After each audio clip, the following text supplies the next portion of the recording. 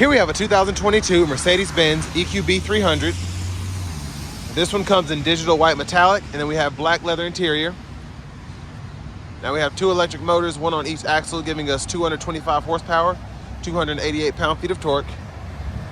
And then this one is gonna come in the exclusive trim level.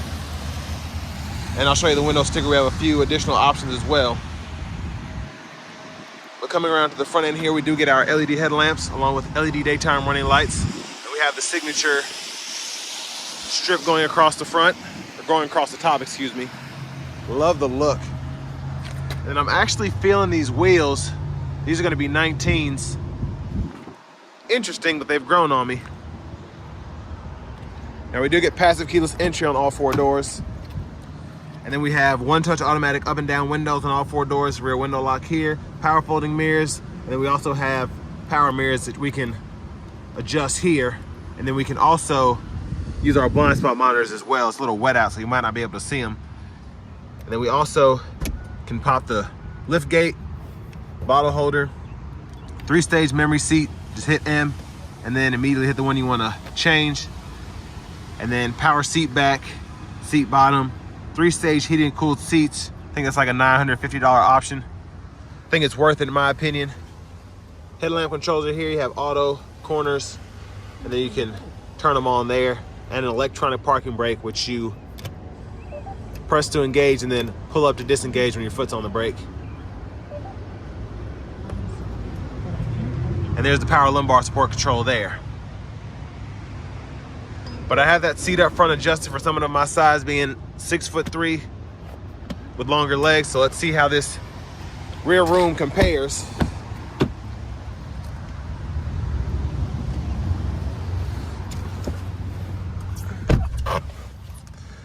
So what's great is how this is made. I still have about 2 inches of headroom, even though I'm sitting, feels like higher than the front seats. But knees aren't touching the back. I just need to pull this seat up a little bit more because my feet can't fit underneath the seat all the way right now. But I like that we have netted pockets on both sides. Sorry about the darkness in here. See if this will help. And then we have rear AC vents back here. And then down there is a 115 volt 3-prong or 2-prong household plug-in, excuse me. And then 2 USB-C ports there. Then this middle seat folds down. And then you can pull out one cup holder at a time. But let's make our way towards the back.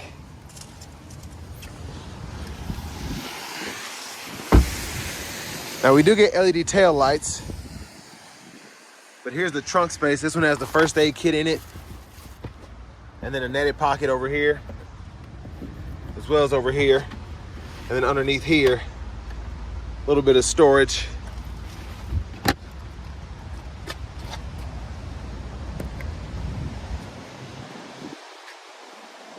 And then you can also open it by just pulling right there. And sorry about the rain. It will not give me a break at all. Every time I step outside the vehicle, it starts picking up.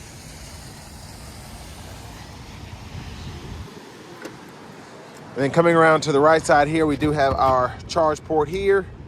And then you can just lift those up. And then you do get up to 100 kilowatt DC fast charging speed. And then going back to the rear passenger side here, if you want to fold the seat down, pull this, it'll fold flat. You can run longer objects from the back to the front, and then locks back into place pretty easily. And a huge shout out to Mercedes-Benz of Music City. One exit down from the Nashville International Airport for allowing me to review this vehicle today. I'll leave a link below in the description, as well as their entire inventory. With power lumbar supports here.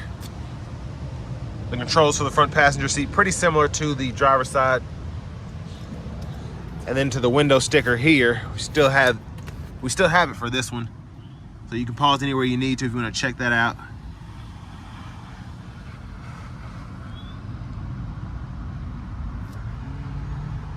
But still a pretty efficient vehicle. I think it has a 66.5 kilowatt hour battery, so it's not huge, but still you're getting 243 miles of range. And with this kind of vehicle, if you're taking it back and forth to work, you should be good.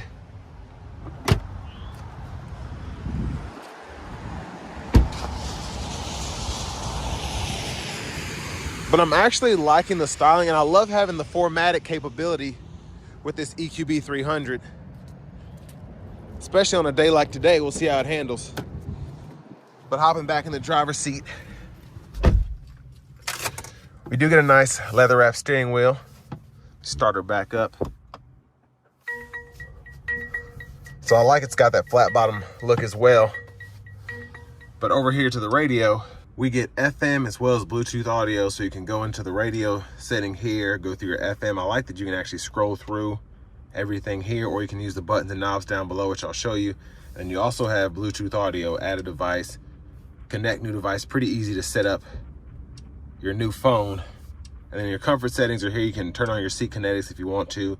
And then I really like that you can adjust your ambient lighting pretty easily. And then your EQ settings go in here. You can check out the vehicle. So my foot's on the brake, accelerator, and then energy flow, all of that. So super intuitive system, even for this to just be one of the lower electric vehicles that Mercedes offers. And then charging programs, you can set up different ones for home, work, and then just standard, which that is pretty neat. So if you go to, let's say, a hotel, you want to charge it to 100% so that you have a full battery if you're taking a long trip. But if you're at home, you might want to set it to 80%. If you have a charger at work, maybe you want to set it to 60% just so we can get you back to the house without trying to degrade the battery. So super neat. And then you can set your departure times up as well so that your vehicle's set up, whether it's heated or cool, depending on the weather, when you're ready to go to work. And then settings, driver assistance, quick access here. You can go into your vehicles, do the dynamic select. I'll show you that later on though. And then your navigation screen is going to be right here. And I like the navigation, pretty good picture, especially for this not to be the big old M-Buck screen that you get in the EQS 450s. But just go in here and then it'll start auto-populating destinations, and then it shows you your previous destinations, favorites, points of interest, and then if you need to find a charge station, restaurant, so on and so forth, you can do that. But backup camera, pretty good picture, guidelines follow you. You turn the steering wheel, and then I love that you can toggle your parking sensors on and off, and then it gets real particular about how close you're getting, whether it's in the front or the back. So super neat there. And then we have our AC vents here. I like these as well. You can tilt them up and all of that. And then you have your AC controls down here. Now, if you look closely at the bottom, on the left side and right side, you can see your temperatures. That's for the air conditioning, so you can change that as you need to. And then you can actually pull up the menu by hitting this button here. And then you can control everything from the screen. So whether it's the fan speed, air direction, your pre-entry, all of that's right in here. And you can toggle the whole system off as well. Auto mode. And I like that you can turn the auto mode on and off here, as well as the sync. And then hazards are down here, all of those controls as well. We do have the wireless charging pad here. Love having that. USB-C port. And then we also have a 12 volt. And then our cup holders as well. So we can pop those out if you want to. Now down here, this is how you can actually use the screen, the signature mouse pad here, to go through everything without using the touchscreen. I like that you have the option to use the touchscreen or the pad depending on what you like though.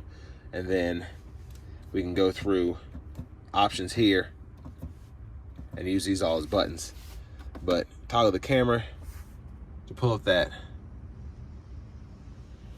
digital view, and then we can hit this button to get to our quick access for the vehicle controls, set up our favorites here, and then radio, telephone, navigation, all those quick shortcuts there. And then you can mute by clicking this, and then you can adjust your volume here and there.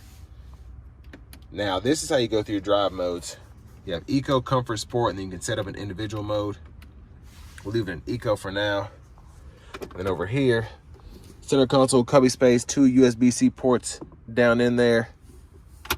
Pretty good size though. And there's a view of the back from up here. And then I don't really know if you rest your wrist here or what, but that's just kind of there. And then to the left side, stock of the steering wheel, windshield wiper controls. You have your auto sensitivity there, then your rear wiper here, and then you can cut everything off there.